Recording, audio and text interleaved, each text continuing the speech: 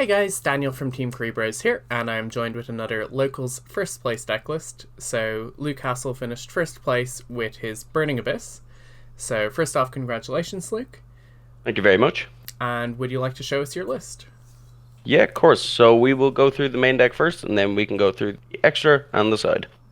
Perfect. So, as per usual, played free tour guide, obviously quite standard in BA. Then I played free Fiendish Rhino Warrior, again, nothing out of the ordinary. Free, whoop, sorry, they seem to be stuck together. Free Skarm. Then I played free Graph. Pretty much standard kind of list. Free Farfa. Then I only played 2 Seer. Now, this wasn't for any mad reason, like it's a good card. You always want to see it, be able to get it off graph, but I couldn't find my third. So if don't be like me, find your third and please play 3. Then I played 1 Libic, which I would have liked a second one of, but didn't play it on the day. Then 1 Alec and 1 Barbar. That is it for the BA monsters in the main deck. Then I played 3 Gamma and 1 Driver. This is really good in BA, I think, just because it clears itself at end phase. So if you don't open Tour Guide or Fiendish, this is pretty decent. Then I played 3 Ash Blossom. It's pretty standard, obviously. 2 Ghost Spell, and then to round off the hand traps, I played 2 Nibiru. This is cuttable because it obviously caused a lot of issues. It actually cost me a game. It didn't cost me the match in the end. I got lucky, but it cost me a game because I just couldn't summon anything. And for the spell lineup, it's quite small. I only played 3 Desires. This I would change for Prosperity, but I didn't have them in time for the event, unfortunately. And I played 1 Call by the Grave. And that's it for the spells. And for traps, played 3 Infinite Impermanence. This obviously as well isn't that good, this current format, against the likes of Virtual World or Drytron, but it was only a locals, so you come up against a lot of random decks of locals, and I didn't expect to be much Virtual World or Drytron. And then I played 3 Strikes to round up the main deck. Not really a trap heavy build, more of a hand trap heavy build in comparison to some other lists at the moment. Then we'll go through the extra deck. So I played 1 Gravity Controller, which is quite nice because if you don't open away to Graph, but you open Seer, you can summon Dante in the extra monster zone, link it away, and then you can still trigger your Seer. And played 1 Cherubini, 1 IP Masquerena, 1 Nightmare Phoenix, 1 Nightmare Unicorn, pretty standard kind of extra deck list so far, and then 1 Appaloosa, 1 Access Code Talker. This didn't really come up either most of the time because it's not often that you go into many links that aren't dark. I just had a spare slot, so I threw it in. And 1 Borrowsword Dragon, so that will round it up for the links. Then I played only 2 Dante. There's no need for 3. Like if you're at the point where you need to go into 3, you're probably losing the game anyway. If it's going on for that long, and you're pretty much nearly out of resources. Then I played 1 Breaksword. This was fine, but you could play a Fortune Tune over it, which I think I would. I think it's a little bit better. Then 1 Downer Magician. This is obviously for Zeus. And then 1 Beatrice, 1 Zeus, and 1 Purple Dante to round off the extra deck. Zeus was like the MVP of the weekend, really. And then I actually got to summon the Purple Dante once, which was not a regular occurrence, but it was nice. That's it for the extra deck. And we'll go on to the side deck. The side was kind of built a bit more towards the meta, just in case it did come up. So I went with 3 Skullmeister, which is obviously good against Drytron or Virtual World.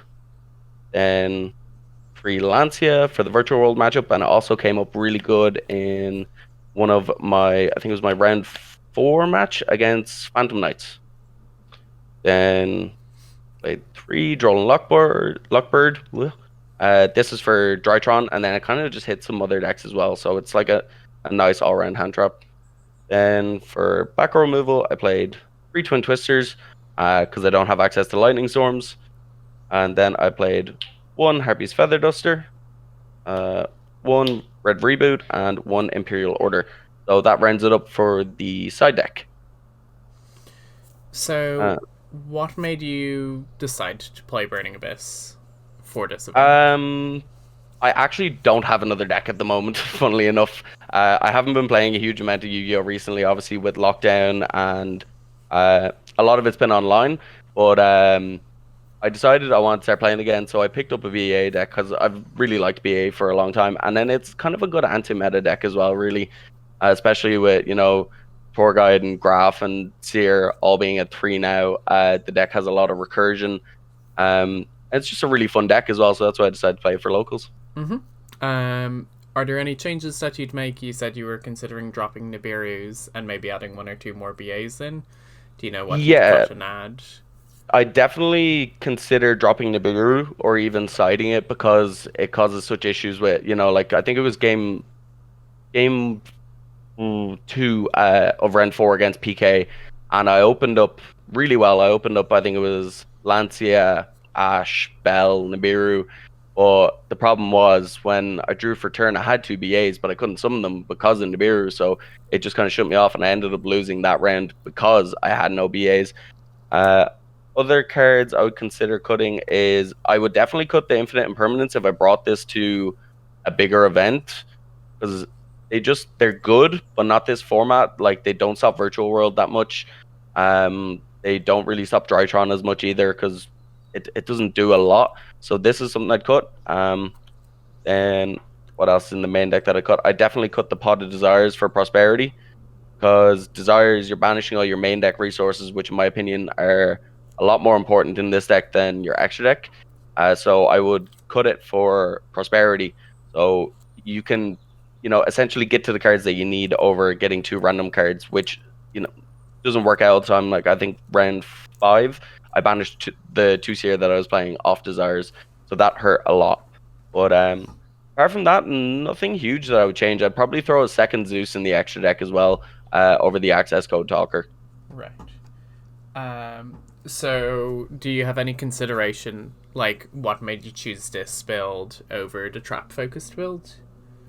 Well, I quite like the trap focus build. I think the main thing was the deck just loses a lot more to back row removal.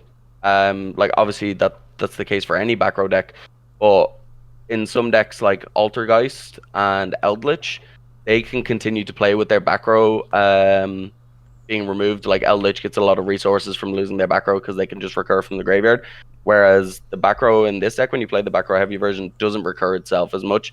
The likes of Fiend Griefing and stuff is okay, I guess, but Mm-hmm. if you get hit with a feather duster and you don't have the likes of a judgment, you more than likely are just going to lose. Um, but the trap build is still quite interesting and I like it. I just chose to go for the more hand trap heavy version because I feel like there is less of repercussions in comparison to the trap heavy build. Right. So, also, just was this your first remote duel event? How have you found remote duel so far?